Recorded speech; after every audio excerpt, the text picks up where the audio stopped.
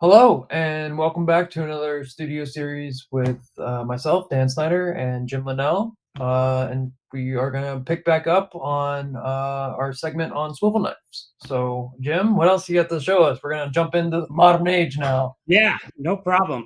Yeah, a lot more to show about swivel knives. They've been around a long time, and not everybody grew up near a Tandy leather store or Springfield Leather or wherever they are finding stuff today. Certainly didn't have Amazon or that, so they had to go find these tools or maybe even make their own tools. So let me show you a few more. We were talking a bit. I think when we in our last segment about some swivel knives that came out of New Zealand with Midas Tool Company, or Kelly Tool Company. Well, what this is, I'm hiding it. This is one that was sent to me. I was doing some kind of a segment on swivel knives or showing off my stuff, and somebody said, "I got one. I'll bet you don't have." And this person happened to live in Australia, and so they sent me this one here. And sure enough, I didn't have anything like this. And since then, I've actually found out that somebody was actually making them like this. But here's what's cool about this: the swivel mechanism was a bolt. That's it. Yeah. So and the blade is permanently fixed in there, so there's no changing it out. But you know what? It moves smoothly. And when you're running a swivel knife, all you ever move is like a quarter of a turn at the most. Sure. So it is like it's longer in your hand or whatever. But you know what? That right there is all somebody would really need. And if that, just like old Bob Brown, we mentioned in the last segment, he was just adamant that nobody ever needed anything more than just a sharpened chisel to do all their work. Well, you know what? If this is what somebody started with and did their work with, they'd probably tell you the same thing. Why do you need all that fancy stuff? I mean, this here will do everything you need it to do. And so, that's kind of how that went. But yeah, it's an interesting tool. That one came to me from Australia. I can't even remember who did it, but here's some more homemade knives. Okay, this is another effort by somebody. I don't know who made this. It does have a swivel to it. It does have a permanently fixed blade. It is exactly that size. It's pretty beefy around here. And I don't know. It's some kind of insulator on there. What does it say? To shorten. Oh, cut off to shorten is what it says. All right. But yeah, it was something that somebody made out of necessity. You know what? It's got a blade in it. It sharpened up, polished up. That blade will do everything anybody needs it to do. But there's a homemade knife that, somebody made work. Here's another brute. I mean, this thing is as heavy as it looks too. This is brass. It's solid brass. And it is a brute. I mean, and it's actually got a very nice swivel mechanism to it, but it's quite heavy and got a 1/2 inch wide blade in it. And you better like it. It's not adjustable in any way, shape, or form. And I don't know about this blade, but it looks to me like it's got one heck of a heavy shaft on that blade. I've not. There's no way to. Well, yeah, there's a set screw there. I could take it out and check it out and see, but anyway, I think that's probably a blade made for that knife. Is what it looks like to me. So again, somebody somewhere made that, and there it goes. If somebody made that, it's a brute. So, looking at other creative stuff, here's another knife. I don't know where this came from. This here's got it's multi-sided here. There's no marking on it, but and it's just got a nail in it or something like it. It swivels on that. There's a blade that's pretty crude. I don't even know. That's probably a sharpened up. I don't know what, but it's got an angle to it. It's like, yeah, but you know what? Again, if you're out there, you got to do some leather work, and everybody's starting to use these swivel knife things. That right there would certainly do the job. Here's another one. Pretty crude, but you know what? It would work. This one here, I think they did make it so that I don't know. I think this would fit the blade would fit in a regular craft tool type of a knife, but I don't know that for sure. The yoke comes right out. So it just fits in there loosely. So that's how your swivel works. But you know what? That's good enough. Yeah. What are you going to do with it? As long as it has a smooth turn to it without any jumps or starts, that's all we need. It's not adjustable in length, so you better like it that length right there. But and again, another one that somebody made. And then somebody, here we go. Here's somebody got real creative. This one here is made out of a It's like a 40, brass thing. yeah, 4570 shell casing. Okay. Oh, It does have a ball bearing in the top, but this yoke just fits into that. It just rests in that, but moves very smoothly. And it's got a, regular 3/8 inch straight blade in it. But, there you go. That, what that, necessity is the mother of invention. yeah, what that's made out of or how it's made or any of that is irrelevant. What still comes down to is the hand that runs it, how much practice that hand has, how much leather work that person has done. That's what's that really important about these swivel knives. Pretty cool. There's a So how is it evolved to today? I'm sure you got. Go ahead. What? So it's kind of evolved where we at today with these. It is. I mean, this is some of the things that people have made do with along the way. This is one that was made for me by a leatherwork out in East Texas. It's very nicely made, but this is also a homemade knife. Well, guess what? We have a lot better equipment to make things like that today. We got machinery and lathes and CNC machines and all that to do some of this much finer and nicer work. And this is one, like I said, that was made for me. I fell out in East Texas. And looks fine. It's a beautiful knife. I personally like a little thinner one here, or I mean a little heavier one. I don't like it as skinny as that. Speaking of heavier, though, here's another one I have. There's heavy. This one here, as I understand, this is one I think that George Hurst gave me from his collection. This one here, he was made for a customer of his when he was in New York. And that customer was somebody that was fighting arthritis really bad. And so they made one that was bigger and beefier so he could get his hand on it and be able to hold it and everything. It has a decent enough swivel. It is adjustable in length. And it does, I think, take one of the regular blades of the day. But it was obviously beefed up for that type of a hand. And along that line, let me show you some other stuff that have come along. I have some more swivel knives. We've really been moving all over the world. This one right here was one made and given to me just really to add to my collection. But this is one that was made by Reason Guess. He's over in Vietnam, I believe. Is where he's at. He actually made this one for me as well. This one here, it's very nice wood. It's got it's very beautiful. It's got a straight blade in it. It's everything that I like in a swivel knife. It's just a great looking knife. Very pretty, very well made. Got a decent swivel, adjustable, and all that. This one here I would use. This one here he sent me just because he said, I want to show you what I'm making, I think. But this one here is one, he's making these with the swiveling blade, and I'll show you some other versions of this. Okay. But that would take some getting used to, I think. Oh yeah, it does, and I have an opinion about it, but it'll probably come out. But there's anyway, the yoke up here doesn't turn. But again, this was made. If somebody was having difficulty gripping things, difficulty with fingertip control, which somebody with arthritis might have, this might be just exactly the ticket that would keep them in business, keep them working with leather much longer than what would have before. This is something relatively new. I haven't seen anybody in this country making anything like that, but I think it's an interesting idea. Again, to prolong the opportunity for somebody to enjoy this great craft for a lot longer. I think that's just an amazing innovation there. That's really, just with the technology we have today, surely, anybody can enjoy leatherworking for as long as they like to. And, with tools like this, they certainly can. They certainly can, yeah.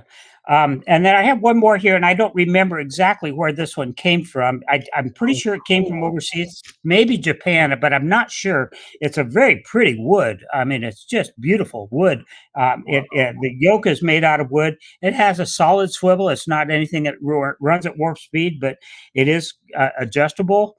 and so forth. I've got, again, this is kind of, if you've noticed, a lot of these that I have probably used probably have a 1/4 inch straight blade of some sort in them. And that's what I tend to use on just about everything. I can use all of the above, but that's probably my favorite. But this here's another beautiful knife. And again, something I'm positive it came out of Asia. I think Japan, but I'm not sure. I've had it too long.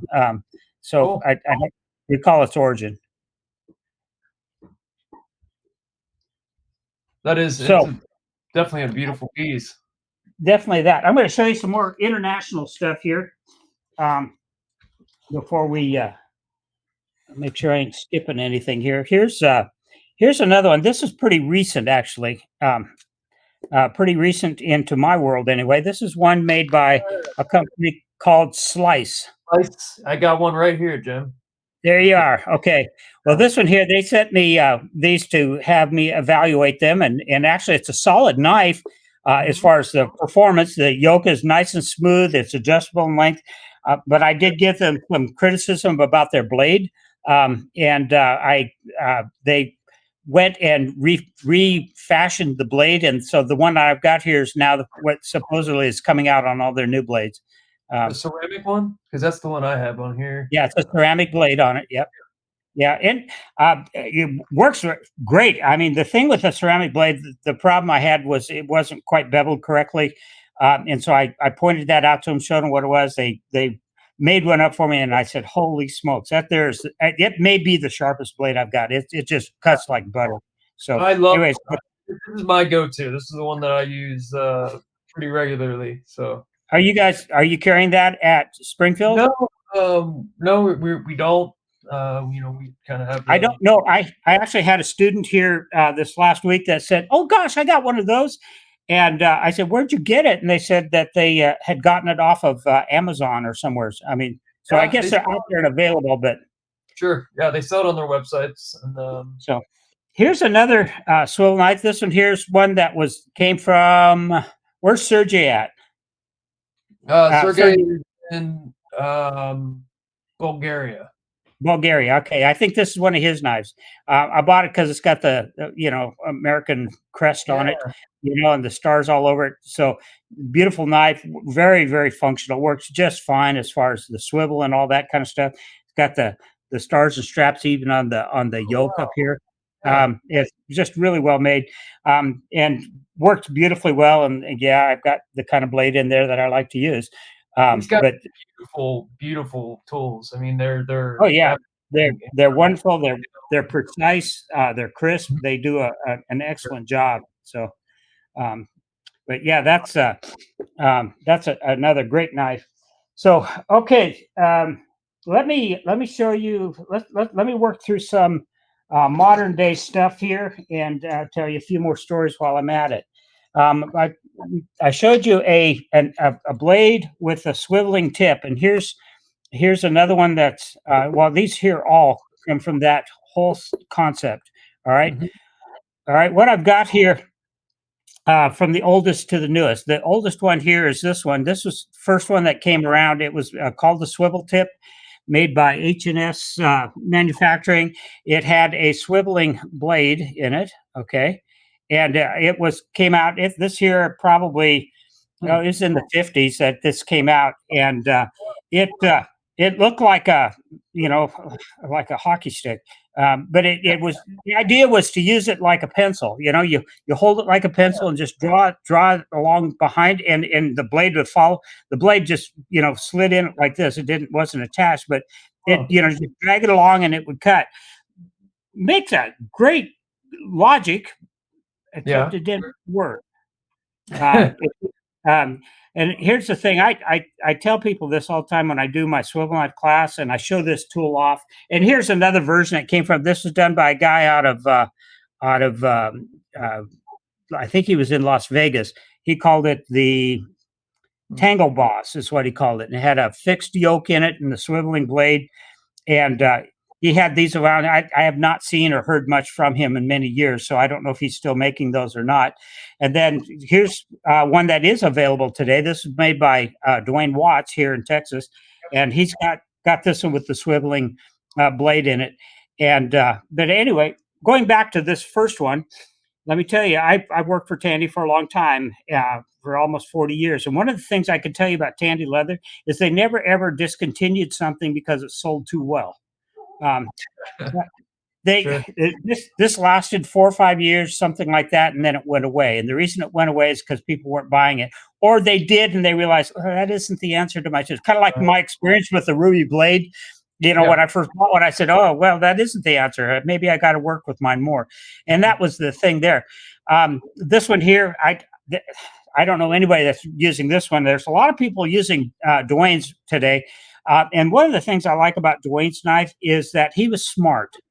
He was smart. He made his so you could change it. The swiveling mechanism down here in the where the blade is, you can take the blade out of there with that set screw right there, and put the yoke down here, and put the fixed blade up here, and you now have a regular swivel knife.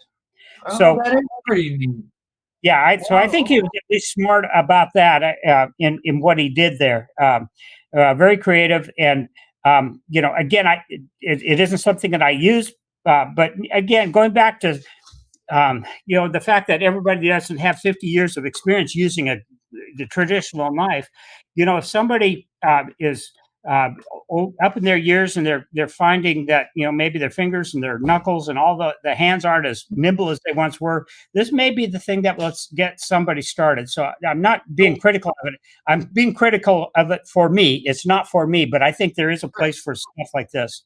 So when you're using one that has a swiveling blade like that, what is different about it? Well, everything. Number one, when you're using the kind of blade like I use, I like to use a straight blade. Showed you a 1/4 inch straight blade I use. When you're using that type of blade, you have to put it into leather and tip it back away from you and draw it towards you. And you have the swiveling mechanism is done with fingertip. It's a fingertip control tool. Again, go get my video. But this tool here, you have to hold it straight up and down, and then it will follow where your hand goes. So if your hand goes this way, and the problem I have with that is I got to be able to see where the knife is going. So I'm always turning my leather so that I can pull that knife toward me and make sure that it's going where I want it to go, and it's making that cut exactly where I want it to go. I went with this tool, you're tempted to be pushing it away sometimes and going around a corner. And boy, you better have that really down in your head, and it better be sharp too. Last thing you'd want to do is be fighting this thing around a corner. So anyway, just little things like that. I got one more here that Duane Watts made for me as well, and yes, that is a spark plug. That is a spark plug, and that's one that he made for me, and this is it's traditional. It's got the revolving yoke up here, but he did that just because he could. Yeah. Made it out of a spark plug, so that's pretty cool. I think after watching this, Jim, I'm going to try my hand at making my own. We'll see how. There you go. I mean, everybody else has. Why haven't you? Yeah, right. So looking at others, you mentioned that at Springfield Leather, you've got Ed LaBarre going to come and teach class there. Well, guess what? He makes some swivel knives too, and he makes some fancy stuff. And by fancy, I mean like blingy out the wazoo. Look at this. Woohoo! Isn't that what everybody needs?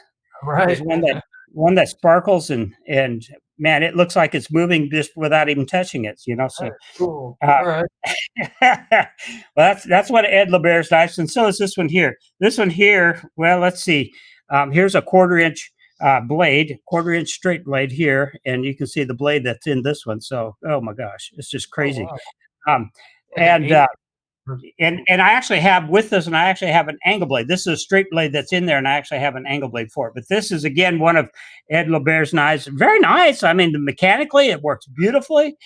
It's very small, very tight. It's not something I use, but boy, it's a unique piece of my collection. Wow, that's those are really that's a conversation piece when you're tooling and working. No, that's really yes, cool. It is. Huh. Yes, it is. So let me show you. So he's a contemporary today, and so let me show you some other knives made today. So actually, this one here is a little out of order, but I'll show it to you anyway. This is one that was made You ever hear of a guy by the name of Robb Barr? Yeah. He did a lot of the 3D embossing stuff. He had, I think it was his nephew, and I can't remember his name right off, but lived up in Minnesota. Anyway, he was making this knife for him, and it has basically it has. Yeah, it was for hair blade, but it's actually not like the hair blades we sell or that I use or that Craft Tool has sold. This one here actually has X-Acto blades in there, sandwiched in there. So there's it. Oh, wow. Okay. So it's actually that kind of a blade. So it actually cuts. The other traditional hair blade just leaves the impression of hair. This one here actually cuts hair. So this is one that Robb Barr was using, had made, and very nice knife and everything. I don't use it for that, but it's, again, one of those that came along for a while.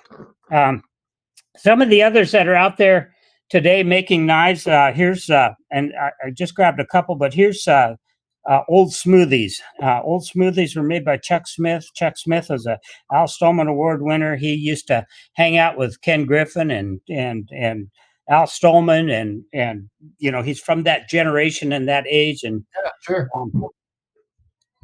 And he's getting on up there in years. But anyway, that's his knife. There are a number of folks that swear by his knives. They wouldn't use anything else. And I'll be honest with you, his blades that he makes are very, very good. It's some kind of a special cobalt steel that he puts in them, and they maintain an edge just beautifully. They really are a wonderful swivel knives. But adjustable. Well, actually, the way he does his, when you buy his, you buy the top and you buy the bottom. So you buy the top in whatever length you need, and then you screw the bottom onto it. So that's a couple of his. They cut like incredibly well. This here's kind of his standard one, but he does them with beadwork, with just a whole variety of pretty barrels and such. But functionally, they run real smooth. And like I said, I really, again, like the quality of the steel that he has in them. They're all pretty thin blades. That one there's, I guess, maybe a little thicker, but this one here too, if I remember right, has a chuck mechanism in it. So instead of having to take a screw to it, you just tighten it down just kind of like you would the X-Acto knife. This one here, I think is this one here has a Allen wrench. Those are beautiful, just classy and just clean. They're classy and clean, and yes, they're very nice knives. Here's another guy that's made a few knives. His knives are just incredibly beautiful. This is Robert Beard, and there's a couple of his. He's the guy. If you out there on the internet, everybody talks about black crack. His signature thing is all of his tools are in black, which is basically gun bluing. But so that's kind of the identifying thing, and they are precision. Bob is he's just a fantastic leather worker, Stolman Award winner, and so when you get his tools, his knives, or whatever it is that you get from him, they work because they were made by somebody that uses them, you know, and so he has great finesse in his tools, and we're almost done. Anyway, his knives are not cheap though, and that's one of the things you're going to discover as we get into some of these specialized knives, that they are not necessarily inexpensive. Another guy that's making some knives today, and this is just a sampling again of some of the stuff he does, but it's Clay Miller. He does some stamping tools as well, and he's down in Temple, Texas. But he makes some really pretty knives. They're just wonderful. He does a real good job. He does a lot of the stuff with epoxy in different colors. I think people have seen those before. So yeah, that's another great knife. And again, they're all about pretty. One of the things about when I go to these leather shows though, and people are there and they're showing off their knives and such, a lot of times they're showing how well the yokes spin and how pretty they are here. And I usually, make a point that, I always do most of my work with this other end down here. How fast it spins and how pretty it is doesn't have a darn thing to do with how well that knife works. It But really you doesn't. have a little bit of style when you're tooling. I Oh, I mean, have lots of style when I'm tooling, but it doesn't. It isn't in the knife that's in there.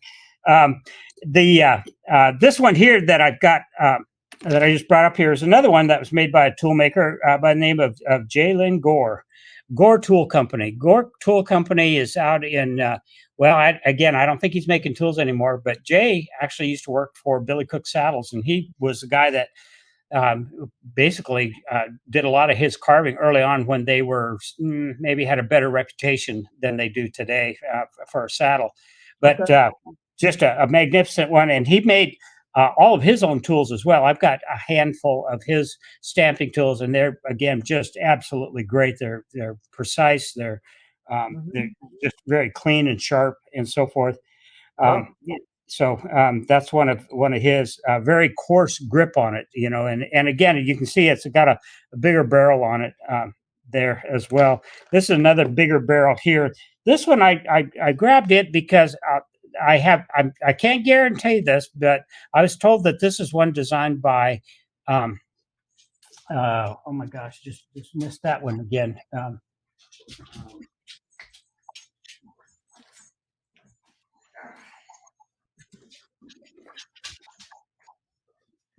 Yeah,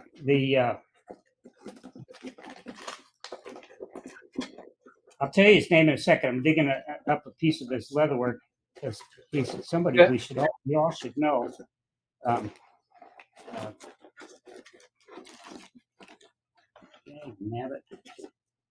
Well, anyway, he was the very first Stolman Award winner,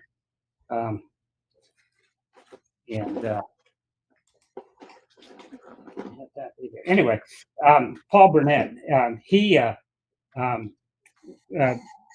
supposedly designed this knife. I don't know that I could verify that, but that's just what somebody told me, that it was his design with that yoke, a little beefier here. He did magnificent work, and I'm sure he was somebody that could use whatever you put in his hand to do that.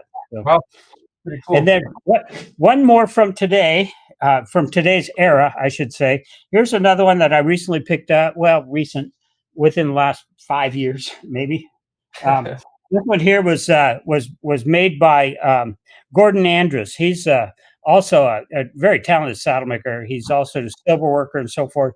It's really a very precise knife. It does a beautiful job. It spins beautifully. It's everything that anybody would need. It's got a 1/4-inch blade in it. So Gordon Andrus made that, and if you look up his name, look up his work, you can see that here again is a tool made by somebody that really knows how to use it. I mean, his leather work is magnificent. So that's it.